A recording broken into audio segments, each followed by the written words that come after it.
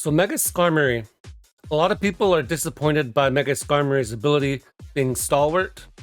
From a singles perspective, obviously that means the Mega Skarmory really doesn't have any ability at all. It's sort of similar to something like Fortress, where, yeah, it's an okay Pokemon, but it doesn't really have an ability to use in double or in single, so that it has effectively no ability at all. There are a few Pokemon like that already in singles, and just because you have no ability doesn't necessarily mean you're a bad Pokemon in singles. An example of that being Zygarde. Obviously Zygarde 50% is not a bad Pokemon. It gets banned from OU whenever it's in it, and it has no ability. This is Aura Break, and there's no auras to break, and even if there were auras to break, it's one of the worst designed abilities the Pokemon's ever made, because why do you want to come in on a Xerneas?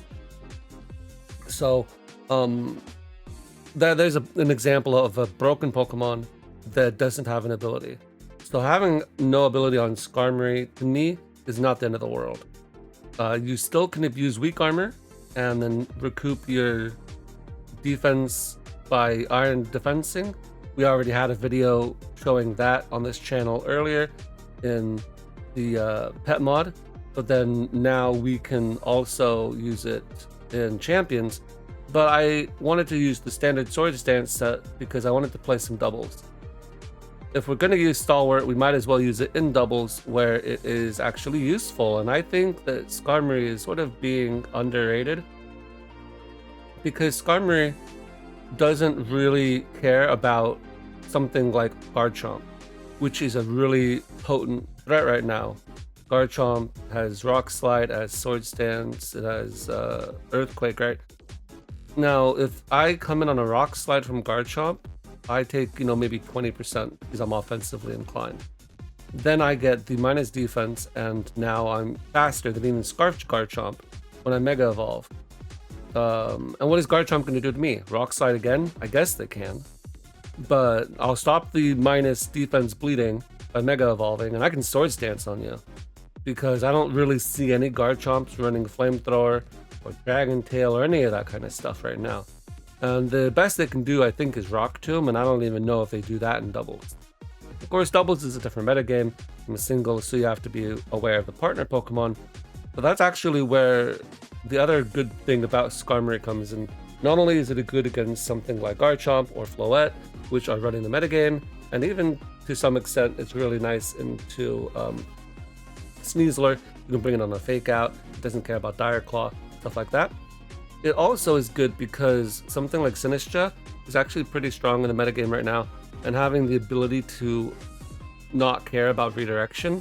Of course, if I Brave Birded and I didn't have Stalwart, then the Sinistcha was going to die in one hit, and so maybe it has to consider that. But sometimes, and in fact a lot of times, for Sinistcha or any other redirection Pokemon, that kind of thing is acceptable because you didn't really necessarily want to be there for that long anyway.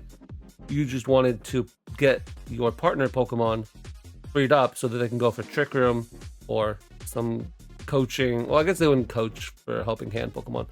Something, right? They need to accomplish something this turn, which is why I'm going to go for Rage Powder, which is why I'm going to go for Follow Me. And Skarmory does not care about that.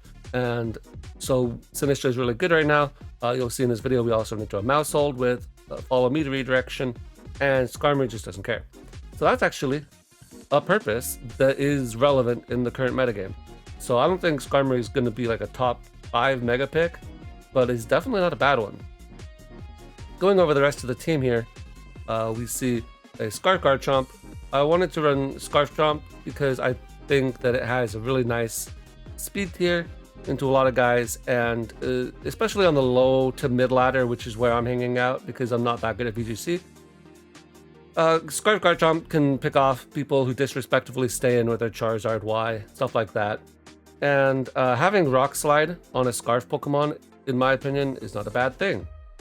Rock Slide in VGC is one of the cheapest and just most brain dead moves. Obviously, it's not foolproof, you can play around it, but especially right now where there's not a lot of bulk of steel types or fat guys like Amoonguss, you can flinch guys down. So being locked into Rock Slide isn't the end of the world. But we do have Stomping Tantrum and Earthquake. Outrage could be something else, but I really think Scarf Dragonclaw is really weak, and I didn't really know what else to put here, so I just put Outrage in case I need to click it. But most of the time, I want to either be clicking Earthquake or Rock Slide. Next up is the meme pick of the team. So one thing Heliolisk has going for it in VGC right now is that Basque Legion is really strong, and most of them are running Choice Scarf. So even if they weren't running Choice Scarf, they literally can't touch you because they're running 3 water attacks, 1 ghost move. And with, this used to have solar power. I need to change this to Dry Skin. With Dry Skin, you actually completely wall the Basque Legion. So that's the one cool thing Heliolisk can do. And you'll see the downside to that is that this is doubles and not singles. So the Basque Legion doesn't necessarily need to switch. Even if you call their attack on that particular turn, because this team doesn't have Tailwind or anything like that, the next turn they're going to outspeed your other Pokemon as well, unless it's Garchomp, and they're going to hit that instead. So you've, got a free turn from that one attack, but the next turn they're just going to outspeed anyway. So it isn't necessarily the freest thing. We did give it Electro Web, so then you could slow down the Basque Legion if you went for Protect with your guy. Maybe Basque Legion attacked into Heliolisk. Now, or you attacked with, let's say I had Garchomp out or something. That's a bad example. Skarmory out. Let's say I had a Skarmory out, and then the Basque Legion went to attack my Delphox. I don't know why they would have that, but Skarmory or maybe Sneasler, they attack, and I switch my Delphox out. I go into Heliolisk on the water move. I absorb it. Now the next turn, they can Protect while I Electro Web, and then the Basque Legion will be slower than these guys, and then they can attack it. Something like that is what I'm thinking. So that's sort of the idea there. Shedtail is banned in doubles, or in singles, but in doubles it's actually a mixed bag. I don't really know what the heck I'm doing with it. Shedtail is interesting on this team. It does give you a free switch, but if I'm switching into Weak Armor Skarmory, it means I'm not getting the Weak Armor proc. On the other hand, of course, if I need to switch into a special move, it's not a bad idea to do that. And so the synergy here is not only do I get to Shedtail into like Skarmory so it can Sword Stance up freely, but also I figure, hey, what does Skarmory do? It scares Sinistcha. So Sinistcha, what Pokemon would be really annoyed by a Sinistcha? And so that's how I landed on Heliolisk. I said, hey, Heliolisk really would not be able to touch Sinistcha, so bringing guys that can beat it down would be beneficial. We got Hyper Voice just so we can hit some kind of attack with a decent base power, because Electro is really weak, and Glare. We're running Quick Claw on this just because I was running Shuka, and I was still getting one shot with Earthquakes and stuff. So if I'm gonna get one shot because I'm that frail, I might as well just cheese a little bit with Quick Claw. Now we get a couple procs. I don't remember if any of them were particularly impactful, but it is something that is nice, especially with Glare. So in case something runs away, technically you have that out. Okay, Delphox is up next. We're running double Megas. This is the Pokemon on the team that I would most likely get rid of, just because I don't think it synergizes too well with the rest of the team and what it's trying to do. The main reason Delphox is here is because it has Levitate, and Levitate is really good for Scarf Garchomp being locked in alongside it.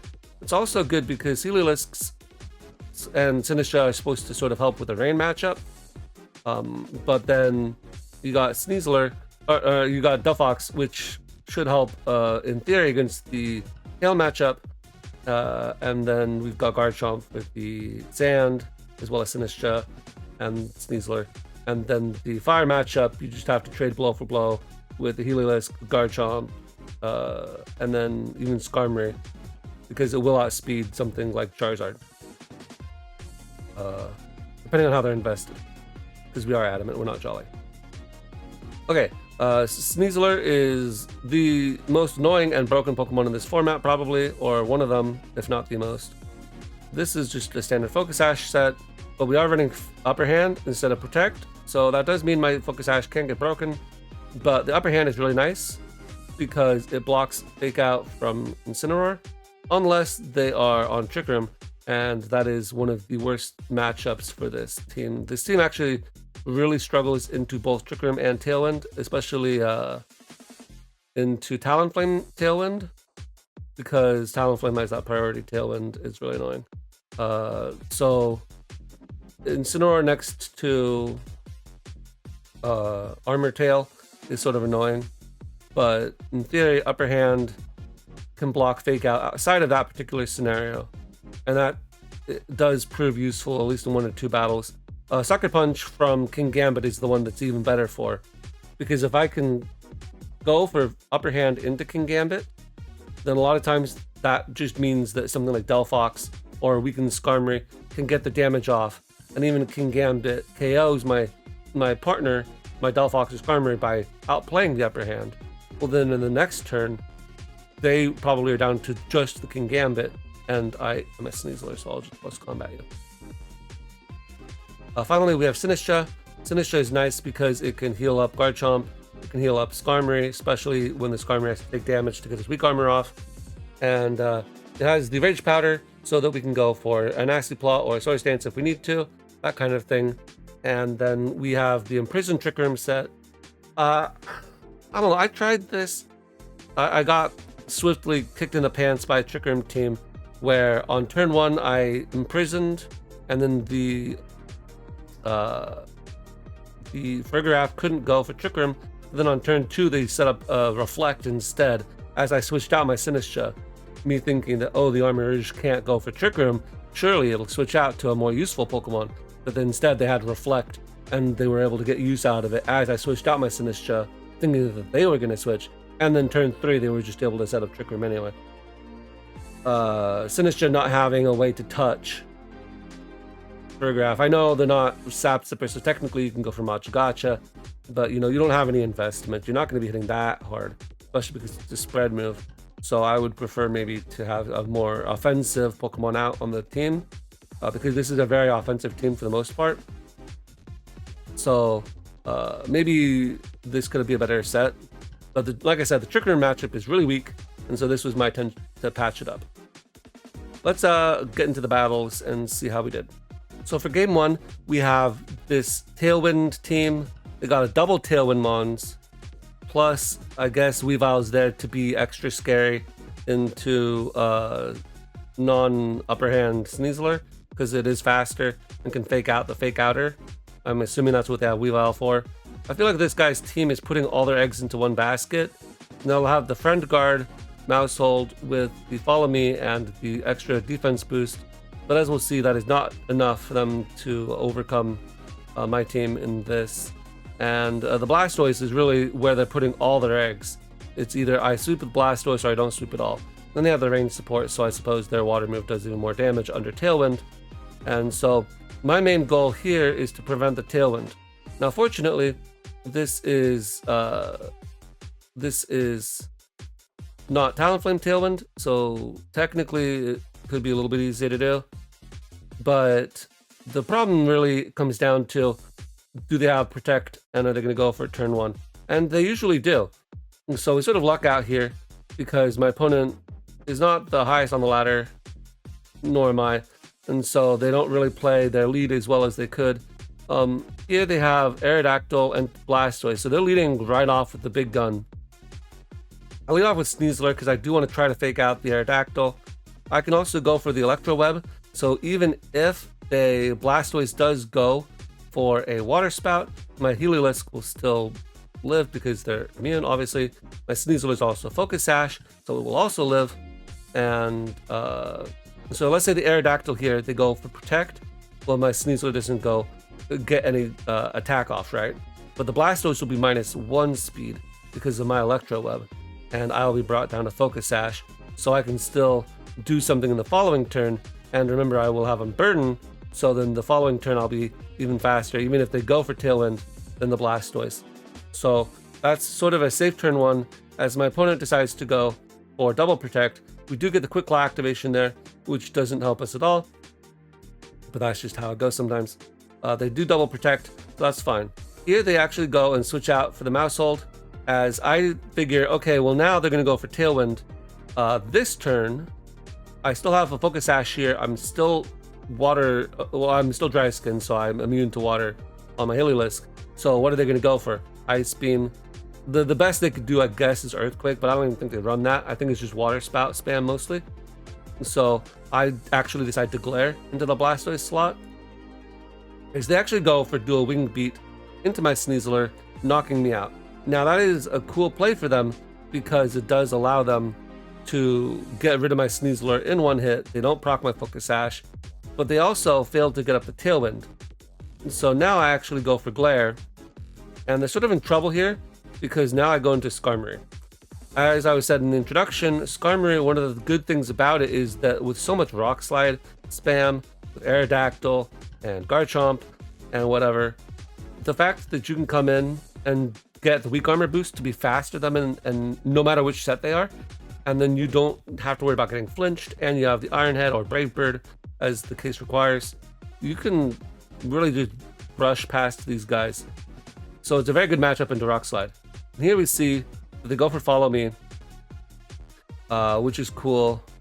They here I don't really need my Heliolisk, because I mostly had it to Tail and to Skarmory and for the Blastoise. But at this point, I know I'm going to get the weak armor boost. So rather than switch out, I'd like to stay in, I believe I Electro Web, right? Because I want to slow them down. I get flinched, so it doesn't matter what I do. I wanted to slow them down in case they go for the Tailwind, right? Because if they go in for the Tailwind, I don't know what else this has. They may run Encore. I know they have Follow Me, Super Fang. I forget what else they've got. Something like that. They could have Encore, but I know I'm slower this turn with my Skarmory. And if they Encore me into Glare, well then whatever, dude. But I Electro Web, I believe, this turn, but I get flinched. Now I'm faster. +2 speed, +2 attack. This Aerodactyl cannot survive. Here I want to just heal up a bit, so I switch out. They go for Follow Me. It does not matter.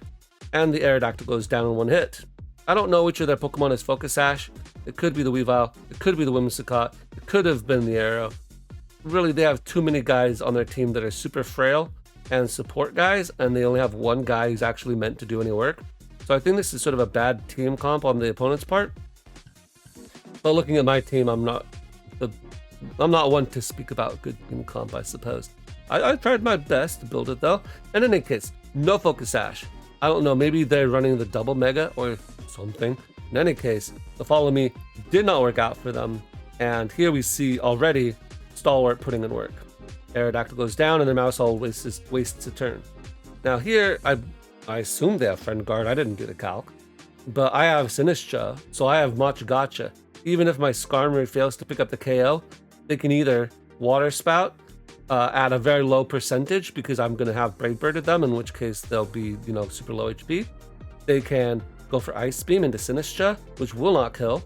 Or they can go for Dark Pulse into Sinistcha, which I don't actually know if that kills. Maybe if they're modest, it might.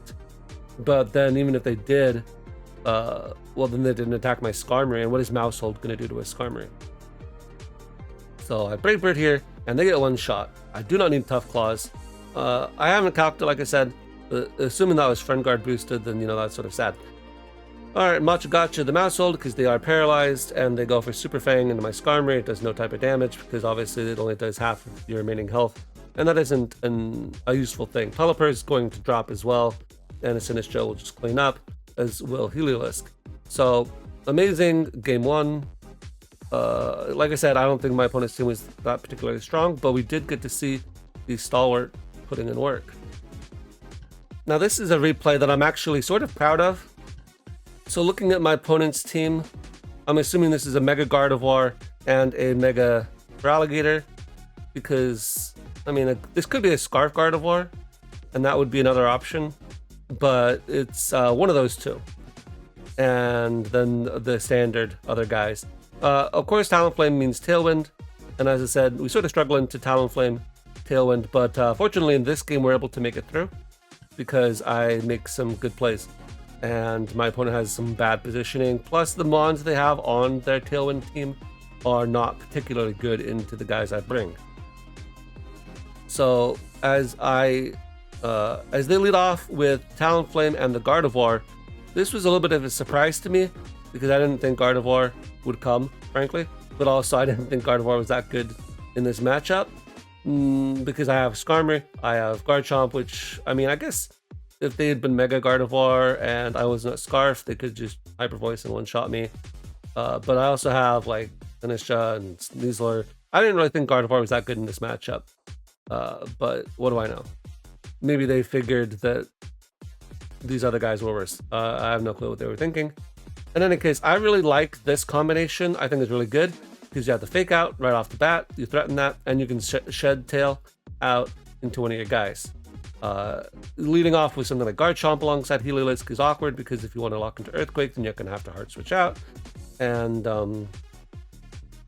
it's just, I didn't want to bring Delphox in a lot of the games I brought that I fought. So that's actually one of the reasons why I think Delphox is a good Pokemon to maybe swap off this team for something else. I don't know what, maybe Rotom Heat.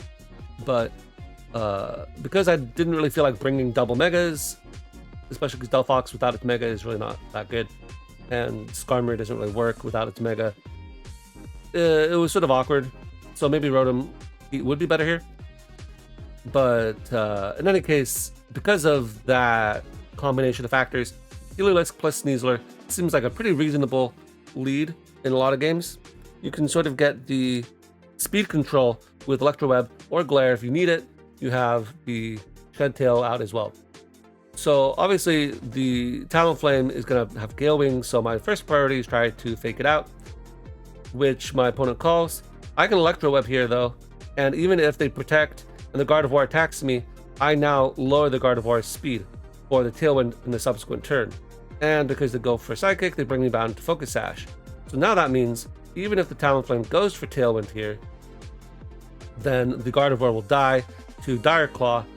What the Talonflame could have done would have been to go for the Dual Wing Beat, which I'm assuming they also have, because it still would be priority, and then they would be able to take out the Sneasler, and that would have protected their Gardevoir. And that's probably what they should have done. But they do not, they just go for Tailwind, and that knocks out the Gardevoir. Of course, you know, if they had gone for the Dual Wing Beat into Sneasler, then they would not have gotten the Tailwind, and that's probably what they were thinking. I do understand. The first team I built for this metagame was a Tailwind Talonflame team, and I do understand the rationale of saying, okay, this is my sack. At the beginning, it's a sacrificial Tailwind guy. It has one job, and if it gets that job, then I'm satisfied. So I understand that. But even though they went for Tailwind, I still outspeed the Gardevoir, and the Gardevoir just goes down. So again, I don't understand them bringing it. Here I go for Shed Tail into Skarmory, so I can get that free setup. As they go King Gambit. Now King Gambit is where the mind games start, because they don't know on this turn that I have Upper Hand. Upper Hand is a relatively uncommon move for Sneasler to have, because Sneasler wants a lot of moves and it doesn't have space to run them all. So mine obviously dropped Protect and Throat Chop in favor of Upper Hand.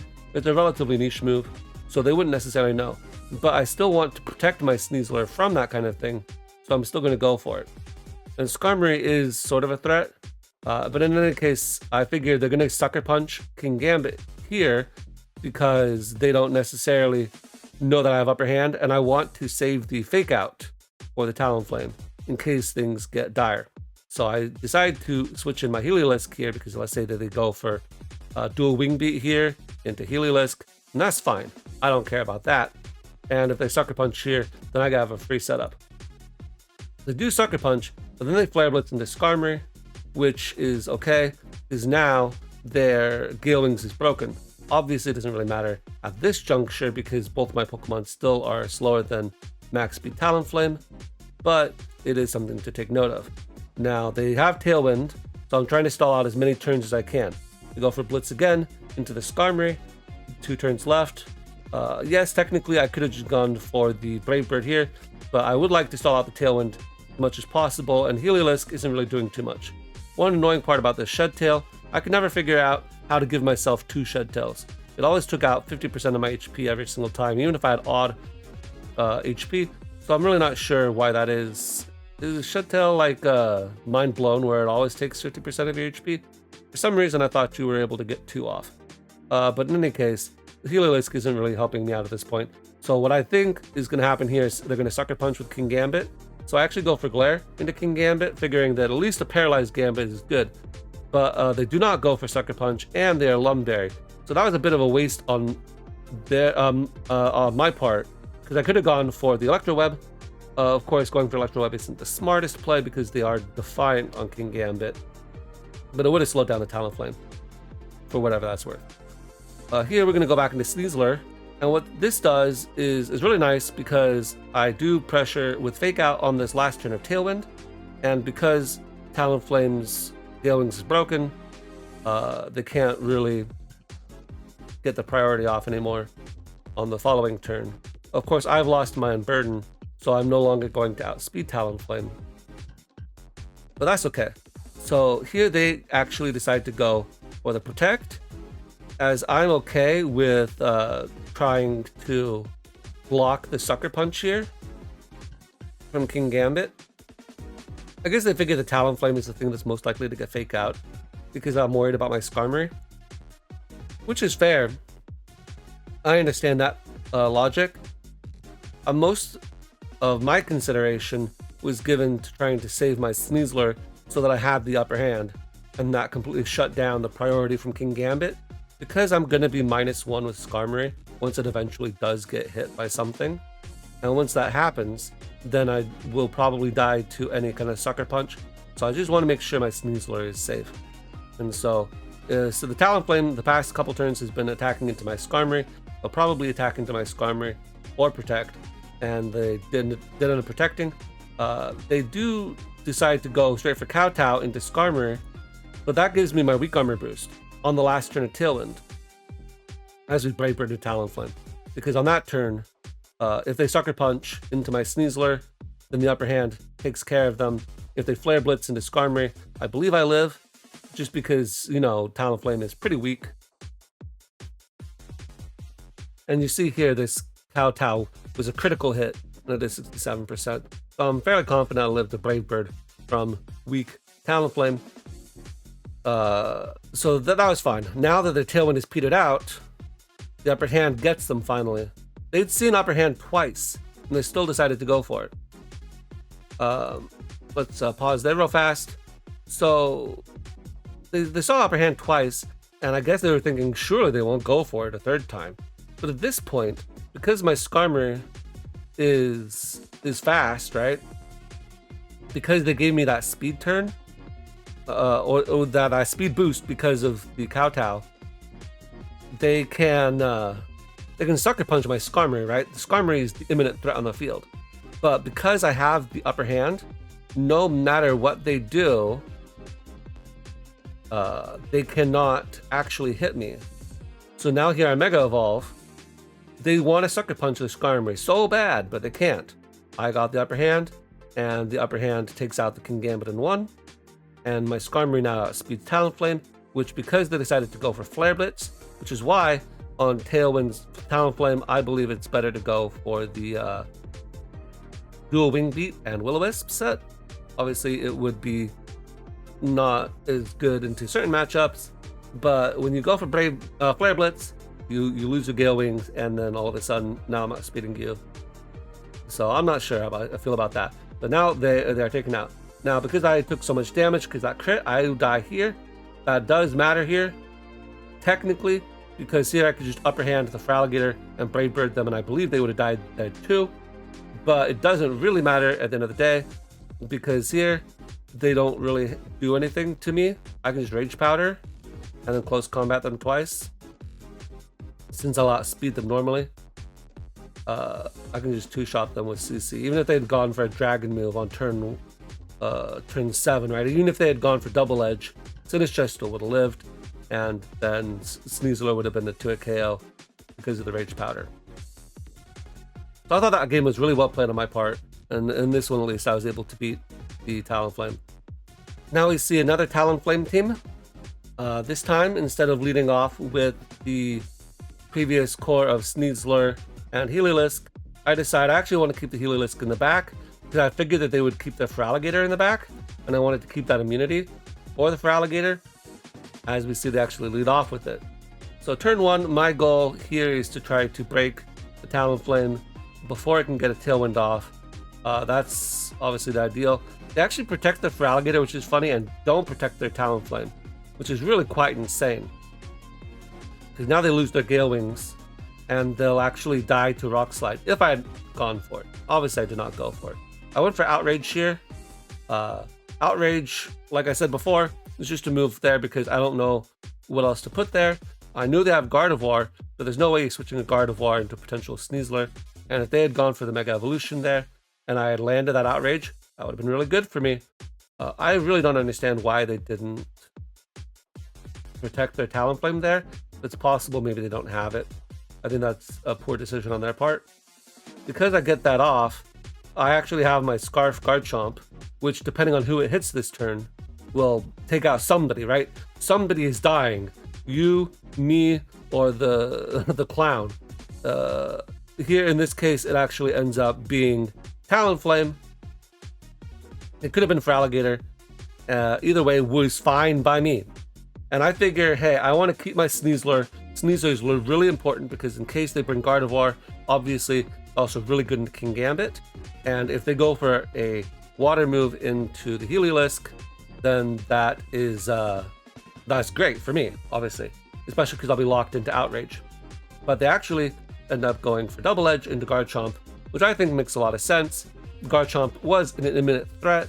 If they had died, then obviously the Double Edge wouldn't matter one way or the other. If they live, because I hit Talonflame, then by all means, the Garchomp will go down. I think, depending on what they had in the back, they should have gone into that guy and saved the Talonflame. But maybe they thought they would outspeed. I guess that's probably what they thought. They weren't thinking about the Scarf Outrage, even though I think Outrage is like the only time you'd ever run that is on Scarf. But maybe they just weren't thinking about that, and they thought that their Talonflame would outspeed, and with a Tailwind up, they would be able to one-shot. So that's an oops from them. Anyway, the moral of the story is, for my opponent, you should have protected your Talonflame turn 1, because then you would have gotten a free and guaranteed Tailwind turn 2, and then that play would have worked out. As we both go into our Sneasler, because Sneasler is a fair and balanced Pokemon, they get the Fake Out Speed Tie, or they're Jolly, because I am adamant on my Sneasler. As I go for Shed Tail, I know I'll outspeed the Feraligatr, and I just want to free switch into Skarmory, as they do go for Double Edge. So actually, funnily enough, in this case, it might have been better to have gotten the Weak Armor boost, but on the other hand, now I can go for Swords Dance here. Look how much damage that does. So now that you see this, you should immediately be thinking, okay, now that you know my team, what am I going to do? The free play is always free here. You've exhausted your Fake Out, so you can't do that. For Feraligatr, because it's so slow, I feel like all of them are running this double water and dragon move kind of thing, and so they're going to have Aqua Jet. So all I've got to do is upper hand the Feraligatr, and so that's what we do. If they're going to have the Aqua Jet, the upper hand takes them out, and then I can Iron Head. Because Iron Head means that obviously I don't take the recoil, and then also I can potentially get a flinch. I do not get a flinch, but it doesn't matter because my opponent doesn't see the upper hand coming, which that one I understand. You know, looking at Outrage on a Garchomp, unless you think I'm just bad, you should always think it's Scarf. But with Sneasler, Sneasler upper hand, not seeing that one coming, I understand that one. Now at this point the game is over, because at this point there's nothing they can do. The Sneasler is unburdened, so you know that's unfortunate for them. But they can't kill two Pokemon this turn, because one of my Pokemon will kill Gardevoir. It doesn't matter which one Sneasler takes out, one of them will kill Gardevoir. And as it turns out, my Skarmory is faster than their Sneasler, so I guess they are also adamant, and then it was a speed tie. So then we knocked them out with Iron Head, and then the Gardevoir is cleaned up by the Dire Claw. And we knew that we would outspeed, because if they were Scarf, then the Skarmory will outspeed in the following turn. Or it would outspeed. Skarmory was guaranteed to outspeed Gardevoir in that turn. And So I guess maybe if they'd been Scarf, Gardevoir, and they had been Jolly Sneasler, and the Sneasler could have attacked the Skarmory. I don't think they really had an out, but at the very least, it was a pretty quick sweep up by Skarm. So we take those. So like I said, the Trick Room matchup for this team is really bad. So I don't believe we have any Trick Room teams to show off today. Because all of those would just like swift L's on my part. But the Tailwind teams are also plentiful on the ladder. Tailwind and Trick Room, you gotta have one or the other if you want to be a VGC player, because you can't leave home without them. If you're not underspeeding your opponent, you have to outspeed them, and Tailwind is just the order of the day currently. So once again, we're facing off into a Tailwind team with Aerodactyl. Aerodactyl, I think, is a good Pokemon, but it is not as good at Tailwinding specifically compared to Talonflame because you don't have the priority. But they actually don't lead off with a Talonflame at all, or the Aerodactyl at all, which is sort of funny. I led off with Skarmory because I can get the free boost on the rock slide if they decide to go for that, and I also threaten the Floette. So here, of course, I pressure Fate with Fake Out, so I can just go for Dire Claw if I want, and I sort of do want.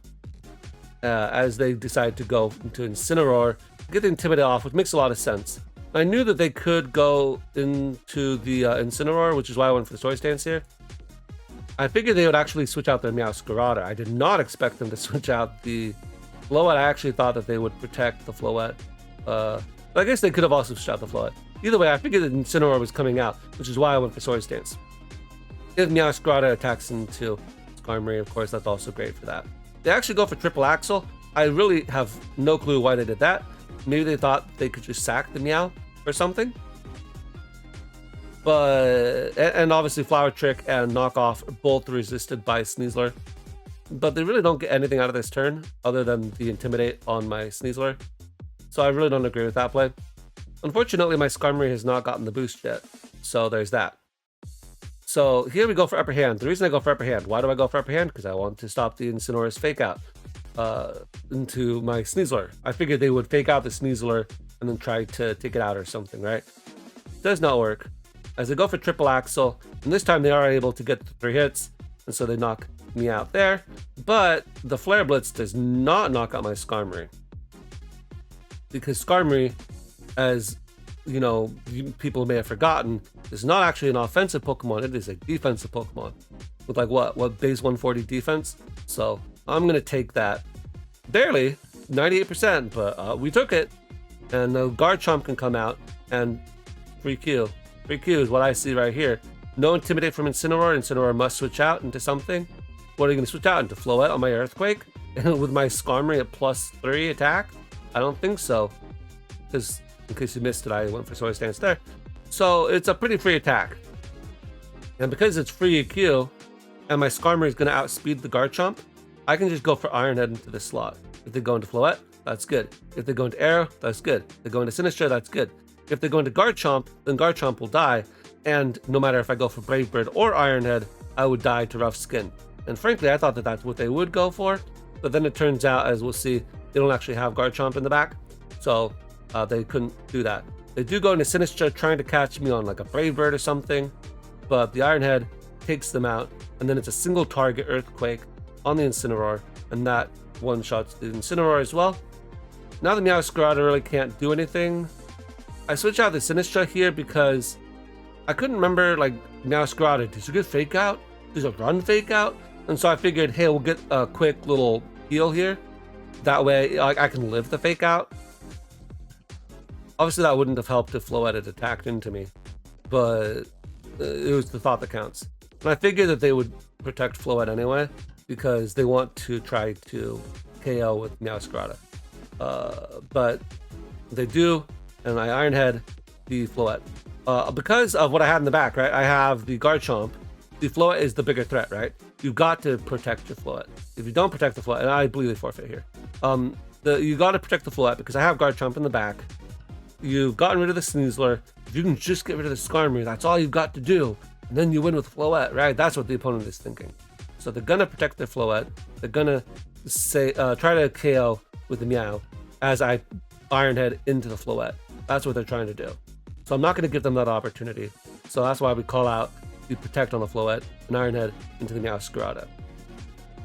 So a pretty mediocre played game, but I do think that last turn of calling out the Protect on the Floette was pretty important, because otherwise I would have Iron Headed, clicked super effective button, Boonga Boonga, gone for the Earthquake, done, you know, a pittance to the Mega Skarmory. My Skarmory would have been dead, and I would have had nothing for the Floette. But instead, I preserved the thing I needed for the Floette by attacking the Pokemon next to it, if that makes any sense. Sort of a counterintuitive thing, but it's one of those things that VGC does that's actually sort of interesting. Okay, once again, we're facing off against another Tailwind team. This time they've got the Basculegion, so I'm thinking, hey, Heliolisk, it's your time to shine, it's the whole thing. But you don't necessarily want to lead off with the Heliolisk, because then they don't attack into you anyway. So that's one of those things to keep in the back when you see the Basculegion. They also have the Tailwind plus the Floette. So many, you know, this is definitely a free thinker right here. They actually do a free thinking thing and not lead off with the Aerodactyl, which I think is probably not the smartest idea, unless they really just didn't trust the Tailwind mode. But like, my guy, you have Tailwind right there. That's the whole point of the team. Go for Tailwind. But they didn't want to do that. They wanted to lead off with the Garchomp and the Basculegion. Once again, I'm going to lock into Outrage. You know, let's go gambling. And we have two physical attackers here, so my Skarmory feels pretty safe to just go for the setup here. As we do land into Garchomp, if I landed the Basculegion, I'm not sure if I would have killed. But what's Garchomp going to do? I guess Rock Slide into Wave Crash could be annoying, as I do go for Wave Crash. And so I suppose that is what they could have done. Probably Scarf knocked out from that range. So I guess I get sort of lucky there, now that I'm looking back at it. Here they're obviously going to go for the Fake Out, so we're just going to click the Protect, as they also go for the Wave Crash, and as we see, we don't even knock out. So I did get lucky there. They go for the Wave Crash into my Skarmory, recognizing it as the imminent threat on the field. I do get a 2-turn, which is unfortunate, because as we'll see on this turn, even though I do Iron Head the Basculegion to take it out, I do get confused, which is really unfortunate. The reason I took out the Basculegion there is because that is their speed control on the team, or their native speed control without the Tailwind support. And just getting rid of that is really nice, whereas Garchomp has Earthquake for the Sneasler, so I'm not as worried about that. And so we Iron Head, get rid of that, as they do decide to take me out, and that's fine.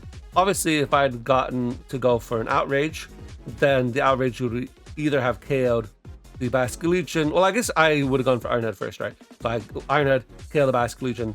We go into the Sneasler. It would have brought it down to the Focus Sash and given it Unburden, but like, okay, what is it going to do now? Close combat with Garchomp, die to Rough Skin. Dire Claw the Garchomp, die to Rough Skin.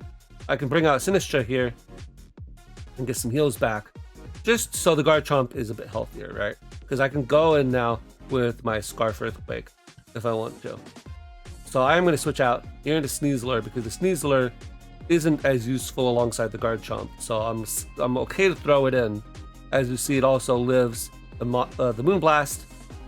If they had double attacked into this slot, then sure, I guess that could have been annoying. But if they figure that the Moonblast is going to one-shot the Garchomp, then they're not going to double attack into it. And I would have lived with the Focus Sash, no matter if they even had a crit there. And in fact, I think I would have preferred if they had crit, just so I would have had the Unburden. So here I go for the Machigacha. I get some health back. Because Sneasler can't really touch me, right? The best it can do is like, what? Throat Chop. This is a critical hit. Dire Claw. Throat Chop would have done just barely more. Put me into Citrus Berry range. We do not get any burns, because never lucky. And then here we can just go for Dire Claw. What do they think I'm going to go for here? They could expect me to go for Fake Out.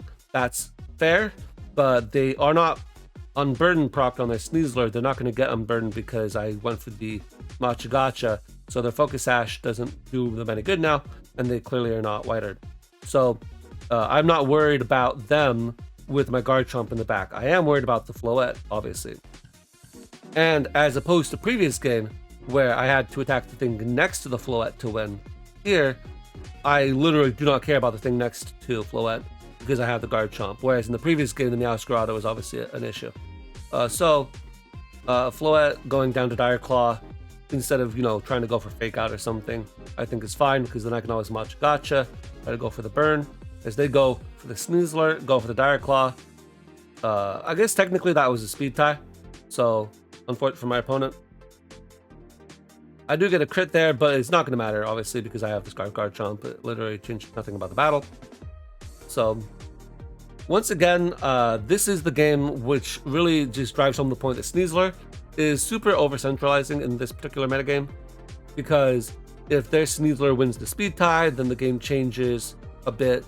If the Sneasler goes for fake outs or other moves, right, all these things can change the tide of the battle. Pretty annoying. And by annoying, what I mean is that it's annoying that Sneasler is that over-centralizing. Alright, in this next battle, we're going to actually use some Delphox action as opposed to Skarmory. I do this for a couple of reasons. First of all, because I do want to see if Delphox can do anything for me on this team, but also because they do have the Aurora Veil, and so I would prefer to not have to deal with that.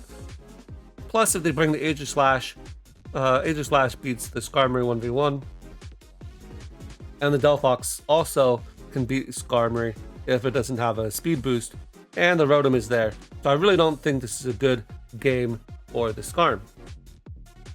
So we're going to lead with the Garchomp and the Delphox, because I can Mega Evolve, and then the Levitate is there, right? So that's good. So again, we're trying to prevent the Aurora Veil. Go for Earthquake here. I guess I could have gone for the Rock Slide flinch, but whatever. Funnily enough, because they are not Focus Sash on their Sneasler, it actually just goes down to one hit. But the Sneasler did what it needed to do, which is stop the Delphox, and so they do get the Aurora Veil up. So even though I saw it coming a mile away, I couldn't really do anything about it, which is annoying. Here we go into the Sinistra, mostly because Blizzard be coming out, and I am locked into Earthquake, which is going to do like 12 to the Ninetales and nothing to Rotom. So I would prefer to keep that in the back, especially if they have the Aegislash. And obviously Rock Slide flinching is good for Delphox and even Rotom, so I'm going to keep that. Here I need to Nasty Plot so I can do any modicum of real damage. As they go for the Blizzard, Sinistra is going to eat a Citrus Berry. Yummy, yummy. It's not going to do anything to the Delphox. Delphox has really decent Spadef, and Rotom is not really that strong of a Pokemon. So we do live that just barely, and now we are going to outspeed in the following turn. But unfortunately, Ninetales can protect, and so it doesn't really do much. As they Volt Switch out, which I guess makes sense, because I did figure Macho Gotcha into that slot would be good, and they figured that too. So now we have to bank on a speed tie, which is really annoying. As I actually do win it, I go for Psyshock. On the Ninetales, we do not pick up the KO. Not actually sure if Psychic would have knocked out. We are running Psyshock over Psychic because we don't want to lose to a Mega Floette, because we don't have the physical attack version. Right, we want to be able to hit the +2 Calm Mind Floette with Psyshock if we have to. And then the Heat Wave. They actually missed the Delphox, but that literally doesn't matter because they go for Blizzard, and that's able to pick me off. So at this point, it's looking really bad for your boy. They've shown all their Pokemon, and so it's 3-2. The Ninetales is on its last legs, so it isn't it's not impossible, but it's not looking great. Yeah, they're probably going to fake out. They're going to protect their Ninetales is to actually protect both of them, so that's fair enough. And obviously, as mentioned before, we're locking into Rock Slide. We're going for the flinches, as they're going to switch out to Rotom, try to save. I don't really know if I agree with that play, because if, for example, I'd got for the Rock Slide, which you saw the previous turn I went for, then I could have, you could have dodged, right? And then you could have gone for Blizzard. Maybe a raw Blizzard because the snow stopped, but you still could have gone for a Blizzard, one-shot the Garchomp, right? But instead, you let your Rotom get chipped for no reason. And we do get lucky with the Delphox flinch. I'm not going to lie that that's luck. But remember, we do have Focus Sash. Focus Sash would proc my Unburden. And then I'll outspeed their Ninetales and everything. So, in this particular scenario, The flinch is good. It definitely helps, but it's not like the crazy end of the world because, again, I have the Focus Sash and the Dire Claw obviously was enough to pick it off. And so now at this point, we just have to go for the Rock Slide here, and so my opponent forfeits. Again, they could have dodged, and then they go for Blizzard. If I attack into the Rotom and I Rock Slide, I miss. They go for Blizzard. They freeze Sneasler. They kill Garchomp. Technically, they could have won, but because of the play here, I think they didn't really give themselves a good out. And this is the sort of the degenerate VGC play style. Spam Rock Slide as much as you can, fish for flinches, and when all else fails, just go into your fake out guy and get the flinch for sure. So for this last game we've got here, this game was pretty sloppy on my part, and I think also my opponent's part. A lot of the previous games have been pretty straightforward as in terms of what the VGC players would call the board state, which is, okay, you're going to get up your Tailwind here, okay, you're going to protect here, that kind of thing. This game was a lot sloppier, and I felt like nothing was really ever solid on either of our board states. So my opponent has Sandcore of T-Tar plus Drill, best buddies since Gen 5. They also have Tailwind Whimsicott, which is fun, I guess. Whimsicott plus Floa actually make a pretty nasty pair because of the Fairy Aura boost it gives to Whimsicott. Whimsicott can actually do damage. And then they have the Intimidate Incineroar because why not? Especially because this team doesn't really care about King Gambit. So you can definitely run Incineroar, and you should probably on this team. Finally, they got Melodic. Melodic is picked up in popularity, not only because of Incineroar, but because just generally there's a lot of special attacking fire types, like Charizard or whatever, and you can go for Muddy Water, and you can go for the Icy Wind for speed control, and you have Life Dew to support your teammates, and you have a competitive. So overall, it's a pretty good Pokemon to have. So I'm worried about the Sandcore, is what I'm thinking about when they lead. But as it turns out, they decided to lead off with a Fairy Core instead. As you can see here, this would have been a great core, a great lead into the Sandcore, because I can pressure with close combat into either of these guys. I have the Focus Sash, and if I get rid of their Drill, for example, well, then they have a dead Drill. I'm fine with that. And I have the Skarmory, which can Swords Dance up on either of these guys, and then just Iron Head, T-Tar, whatever. I'd probably close combat the Drill there. But that's the kind of stuff I was expecting, but they instead lead off with the Fairy Core. Funnily enough, this actually leads off really well into the Fairy Core as well. So my opponent decides to go for the double turn 1 Protect. Many people do this, and myself included, when facing down Fake Out. Of course, my onus is on me to prevent Tailwind, so I would probably Fake Out the Whimsicott. However, you never know what I'm going to do. And also I have literally a Steel type here, which can Iron Head or Floette. So protecting there also makes a lot of sense. So now, because the Whimsicott, I could have Swords Dance here, and that would have been a really cool play. I maybe even should have done that. But if they'd gone for Tailwind, and I guess if I go for Fake Out, they can't Tailwind. But the problem is the subsequent turn, they go for Encore. That's really annoying, right? I guess then if I'd gone for Encore, I could have gone for Dire Claw. So if I'd have been thinking ahead, that's probably what I should have done. I should have gone for the Swords Dance. I think that would have made a lot of sense. I did Mega Evolve here right away because I don't really think I need my speed boost in this game. And I just want the raw power. Like, the speed boost is not doing anything in this game for me. It also gives me more speed up for whatever that's worth. So I think I misplayed a bit there, turn 1. I should have Swords Danced. I go for Upper Hand here. Now, why did I go for Upper Hand? This was a knowledge check on my part that I failed. I thought that maybe if it's any priority move, that it will block, but obviously that would be sort of broken if it were any priority move. And so they're able to get up their Tailwind anyway. So again, knowledge check on my part that I failed, as I'm able to bring the Whimsicott down to its Focus Sash. Maybe I should have KO'd the Floette. I think that would have been a smarter play on my part. So again, this is a misplay on my part, because the Floette's the one that's got the 100 and whatever the heck special attack stat, plus is the one giving the Fairy Aura boost. Now I will say, if you're getting up a Tailwind, then maybe you would want to switch out your Floette into something a little bit safer of a position, because I could have Dire Clawed your Floette, I could have Iron Headed your Floette, but I guess if I had gone for Brave Bird, it would have been a problem. I don't know. I think attacking into the Whimsicott wasn't a bad play necessarily. Upper Hand was obviously a bad play. I should have gone for Dire Claw into one of these two slots. Absolutely. But the Iron Head, I think, maybe is justified if you expect them to switch into the Incineroar, switch into the Melodic, that kind of thing. They do switch out into Incineroar now in the Whimsicott slot, which is hilarious because, you know, their Floette is unprotected, but they do go for the Protect this turn. Now, here I make another questionable play because I switched out the Sneasler, which had its Unburden boost, but my thinking there is that I would prefer to keep it in case Tyranitar gets out of hand, or even if the Floette gets out of hand.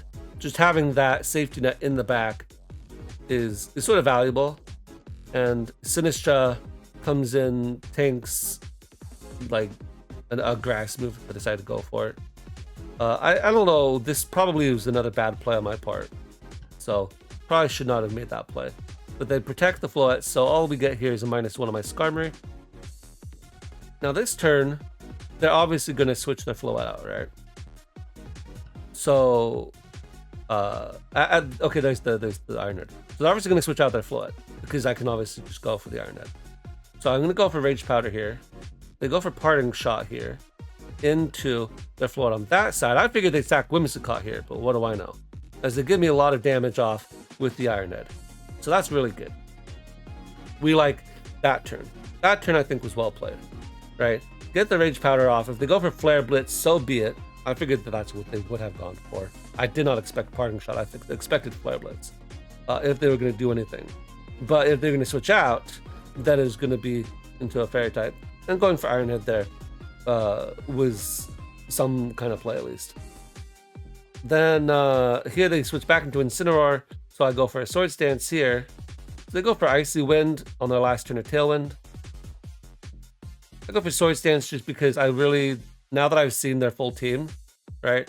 I've gotten a lot of damage off on Floette. I have 1% on Whimsicott. I don't necessarily need it. What I do need is to be able to Brave Bird and kill this Melodic. So now we're back at neutral. I have to go for Machigacha into the Melodic slot, which does passable damage here. And then my opponent decides to forfeit. So, oh yeah, that's right. Okay, at this turn 6 is where they forfeit. So they fake out here. I switched out the Skarmory. Why did I switch out? Even though the last turn I made that whole Sword Stance play, because I wanted to get back to neutral, right? So I'm looking at the guys on the opposite side of the field, and I figure, hey, they're gonna go for the fake out into my Skarmory. If they go for the fake out into Skarmory, then I want to get the Rough Skin off, right? And I want to save the Skarmory, which is already -1 speed anyway. So they do actually end up going for the fake out, and then I was able to Whimsicott, KO Whimsicott there. I think my opponent absolutely had the tools to win, and the way I played this game was not really good. So I would definitely go back and change some of my plays here. I think I had one turn that was really good. It was the I think it was this turn where I Iron-Headed into the Incineroar slot on the Parting Shot. It would have been bad, obviously, if they'd gone for Flare Blitz, but getting rid of the Incineroar was sort of important, and I figured that they wouldn't be going, or they wouldn't be staying in with Floette, was the main thing I called.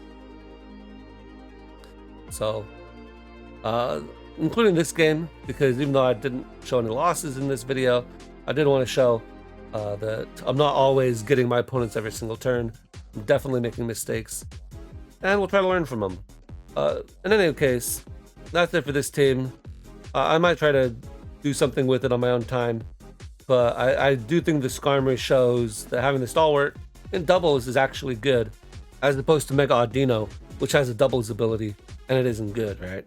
There are a lot of abilities in doubles that are not good. Stalwart is not one of those. Stalwart is actually good. Yes, it maybe would prefer a more offensive ability so that it could even be more threatening, but the fact that you can't redirect it, actually decently valuable, and it's pretty good in doubles, I would say. At least at this point in the metagame, I was not dissatisfied with Skarmory. I was actually, at least with this team structure, I was more satisfied with Skarmory than I was with Delphox. So I would say that in doubles, it's got a decent future ahead of it. And in singles, like you saw, we blew up the Blastoise. We blew up so many of these other guys, just one-shot them, right, left, and center. Yeah, Tough Claws boost or something like that would make it even more threatening. But, I mean, it's powerful. Mega Skarmory is not to be toyed with, and with the +2/+2, people are going to have a hard time with it. So I think it's totally fine. I am totally fine with having a Stalwart on this Pokemon, and I'm really excited to continue to use it in the future. That'll be it for me today. I'll catch you guys next time.